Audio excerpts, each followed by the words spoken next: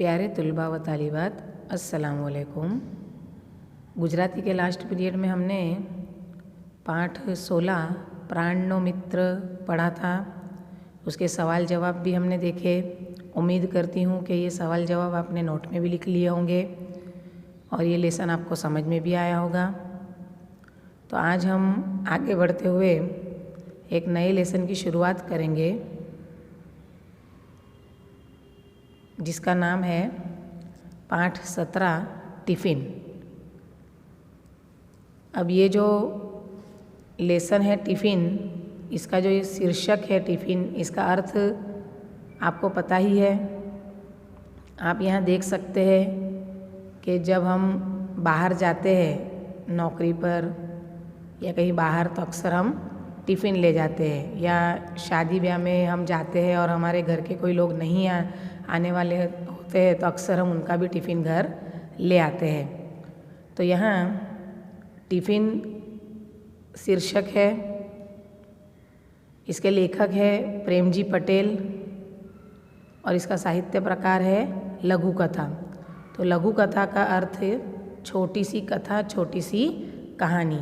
ये बहुत ही एक सुंदर कहानी है जो हम देखेंगे आगे। जैसे हमने प्राणनो मित्र लेसन में पर्यावरण के प्रति भलाई का जो प्रेम है, लागणी है, वो देखा था। किस प्रकार वो पेड़ पौधों से उसे बहुत ही लगाव है, उनकी देखरेख करता है, उसमें पर्यावरण के प्रति हमें जागरूक किया गया है। उसी प्रकार ये जो टिफ़िन लघु कथा है, इसमें हमें पशु प्रेम देखने को मिलता है। छोटी सी लेकिन बहुत ही सुंदर लघु कथा है ये। देखते हैं आगे। इसके लेखक है प्रेमजी पटेल। उनका जन्म तारीख 12/2/1955 में हुआ था। प्रेमजी सोमाभाई पटेल साबरकांठा जिल्लाना तलोद तालुकाना खेरोलना वतनी छे। उनका वतन यहाँ साबरकांठा जो जिला है उसके तलोद तालुके के खेरोल गांव के वो वतनी है। ये खेरोल गांव जो है वो उनका वतन है। तेओ कॉलेज में अध्यापक तरीके कार्यरत था, कॉलेज में प्रोफेसर थे। 53મી बारी, अमृत वर्ष, स्पर्शमणि, अवेर, कीड़ी कथा, तेमना लघु कथा संग्रह है। ये सब जो है वो उनकी छोटी सी कहानियों के संग्रह है। 14 लोक, लोकजणस, अमीलोक तेमનું संपादित लोक साहित्य है। મંકોડાની મુસાફરી, નવતર बाल वार्ताओं तेमનું बाल साहित्य है। बाल साहित्य में भी इन्होंने अपना सर्जन किया है। गुजराती जीवन कथाओं, विवेचना तरफ, गुजराती आत्मकथाओं तेमना विवेचन ग्रंथों है। तो यहाँ प्रेमजी पटेल की हमने जीवन और कवन यानी उनकी वतन और उनका जन्म कहाँ और कब हुआ था और उनकी साहित्य कृतियों के बारे में मालूमात हासिल की। आगे संक्षेप में देखते हैं कि ये लघु कथा में जो प्रेमजी पटेल लेखक है वो हमारे सामने कौन सी कथा उन्होंने रखी है। आ लघु कथा में एक मार्मिक घटना वर्णववामां आवी छे। नाना अने सादा वाक्योथी अमथी मानो पशु प्रेम अने तेमनी परोपकारनी वृत्तिનું उत्तम आलेखन थयुं छे। यहाँ अमथी माँ जो है ये किरदार है, बुजुर्ग स्त्री है, वृद्ध स्त्री, जिसका पशु प्रेम हमें देखने को मिलता है। और परोपकार की वृत्ति यानी परोपकार यानी दूसरों पर उपकार करना, दूसरों की मदद करना, तो वो उनकी यहाँ वृत्ति यानी ये उनकी जो स्वभावगत लाक्षणिकता है वो भी हमें देखने को मिलती है अमथी माँ की। जमणवार प्रसंगे प्रौढ़ों माटे टिफिन आववानुं छे। प्रौढ़ यानी भी बुजुर्ग, वृद्ध। तो जमणवार यानी कहीं दावत का प्रोग्राम है और जो दावत में नहीं शामिल हो सकते हैं ऐसे बुजुर्गों के घर टिफिन आने वाला है। छता अमथी माँ रोटला घड़ता देखाय छे। लेकिन दावत होने के बावजूद भी जो अमथी माँ है, जो बुजुर्ग स्त्री है, वो रोटला घड़ता मतलब जो जुआर बाजरी के रोटले होते हैं वो बनाते हुए दिखाई देती है। तेथी लेखक अकड़ाय छे। जो वार्ता नायक है वो बिल्कुल मतलब परेशान हो जाते हैं कि वार्तानायक ने कहा था कि मैं आपका टिफ़िन घर दे जाऊंगा, फिर भी एक दिन भी इन्हें चूल्हे से फुर्सत नहीं है और ये मतलब रोटले बनाने बैठ गई है अमथी माँ। परंतु अमथी माँ જુદી રીતે વિચારે છે, लेकिन अमथी माँ की जो सोच है वो वार्तानायक को पता नहीं है कि उनका टिफ़िन आने वाला था, फिर भी वो ये रोटले क्यों बना रही है और किसके लिए बना रही है। गाय અને કૂતરી શું ખાશે? अमथी माँ मतलब कि उनका रोज़ का ये एक मामूल था कि वो उनके आंगन में एक गाय और एक कुतिया थी, उन्हें रोज़ रोटी डालते थे। तो इसलिए अगर उनको कहीं की दावत है तो इसका मतलब ये तो नहीं कि गाय और कुतिया के लिए भी वहाँ से कुछ खाना आएगा या उनको वो खाना न दे। तो भले ही उनका टिफ़िन आने वाला है, लेकिन ये पशु प्रेम की वजह से, एक परोपकार की भावना की वजह से वो गाय और कुतिया के लिए भी रोटी बनाते हैं। लघु कथानो त्या वळांक त्या छे, मतलब यहाँ जो ये लघु कथा है इसका टर्निंग पॉइंट आता है, एक मोड़ लेती है कथा। तो कथा का मोड़ क्या है કે છતે કુટુંબે એકલવાયુ જીવન જીવતા અમથીમાં માટે તો આ પશુઓ જ તેમના પોતિકા હતા। मतलब पूरा परिवार, बेटा बेटी पौत्र पौत्री होने के बावजूद भी ये जो अमथी माँ है वो अकेला जीवन मतलब के यहाँ बिता रही है। और उनका जो एकलवाया जीवन है, अकेला जीवन है, उसमें ये पशु ही मतलब कि उनके परिवार के सदस्य है, वही उनके खुद के अपने हैं, ऐसा वो महसूस करती है। इसलिए उनकी बहुत फिक्र करके दावत होने के बावजूद, टिफ़िन आने के बावजूद भी वो उनके लिए रोटी बनाती है। पशुओं ज तेमना पोतिका हता ने कुटुंबी हता। देखो यहाँ जो पशु है मतलब ये जो गाय और कुतिया है वही उनके अपने थे और उनके कुटुंबी मतलब कि उनके परिवार के सदस्य के समान थे। एक ज प्रसंगમાં મનુષ્યના સંબંધો સચોટ રીતે પ્રગટ થાય છે, તે આ લઘુકથાની વિશેષતા છે। मतलब ये एक टिफ़िन जो आने वाला है, ये जमणवार का जो प्रसंग है, ये एक ही प्रसंग में जो इंसान है उसका और पशु का जो रिश्ता है वो बहुत सचोटता से यानी बहुत इफ़ेक्टिव तरीके से यहाँ प्रेमजी पटेल ने हमारे सामने ये लघु कथा में रखा है और वही ये लघु कथा की विशेषता है।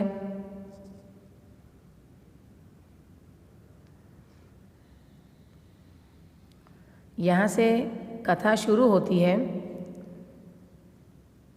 टिफ़िन लई मांडवी में प्रवेशता साध करियो।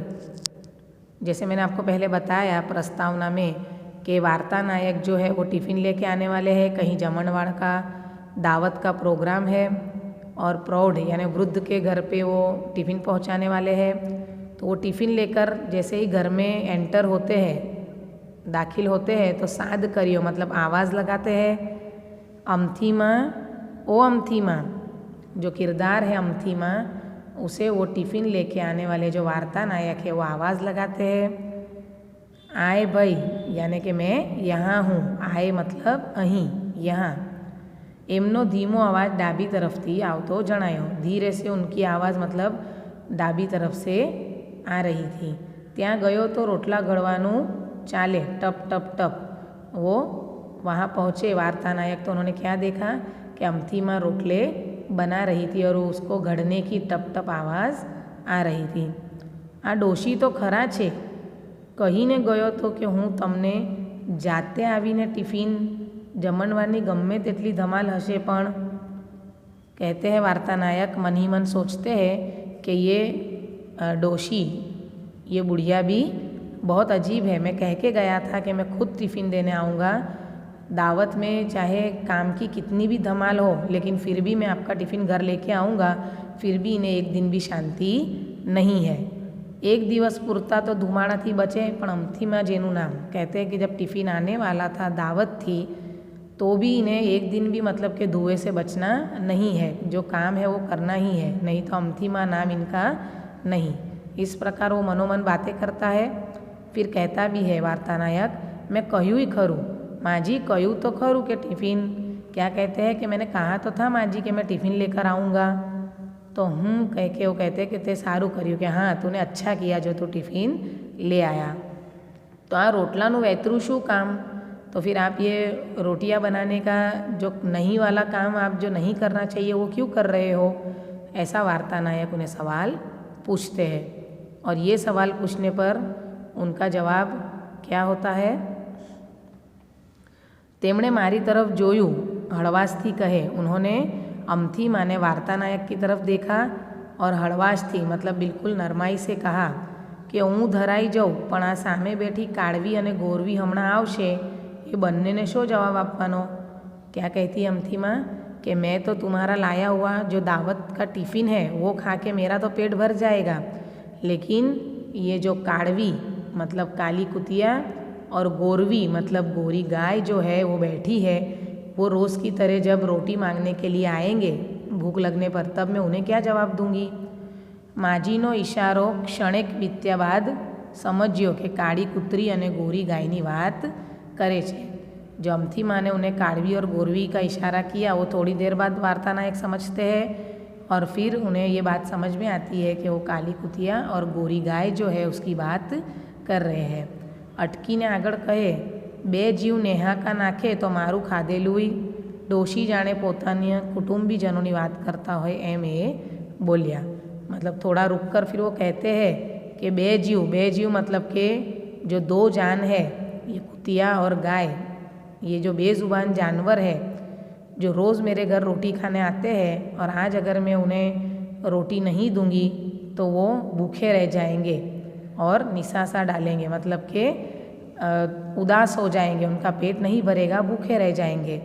तो मेरा जो खाया हुआ है वो भी मतलब कि मुझे नहीं, मतलब कि मैं नहीं खा सकूँगी, इस प्रकार वो अपना दुख व्यक्त करते हैं। तो यहाँ जैसे कि जो बूढ़ी अमथी माँ है वो उनके परिवार के सदस्य होने के बावजूद भी यहाँ अकेले जीवन बिता रहे हैं और ये जो काड़वी और गोरवी कुतिया और गाय है यही उनके कुटुंबीजन है, यही उनके कुटुंब के सदस्य है। इस प्रकार वो उनकी फ़िक्र करते हैं और यहाँ उनकी फ़िक्र करके रोटियाँ बना रहे हैं। तो इस प्रकार हमें ये वार्ता में पशु प्रेम भी देखने को मिलता है, अमथी माँ की परोपकार की भावना भी देखने को मिलती है। तो यहाँ उम्मीद करती हूँ कि ये जो टिफ़िन शीर्षक क्यों है वो भी आपको समझ में आया होगा।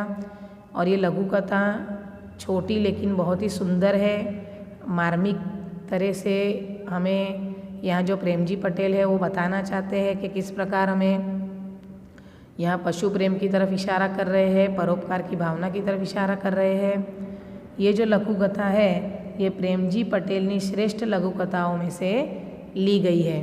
तो उम्मीद करती हूँ कि ये लघु कथा आपको पसंद भी आई होगी और समझ में भी आई होगी। नेक्स्ट पीरियड में मिलेंगे। अल्लाह हाफिज़।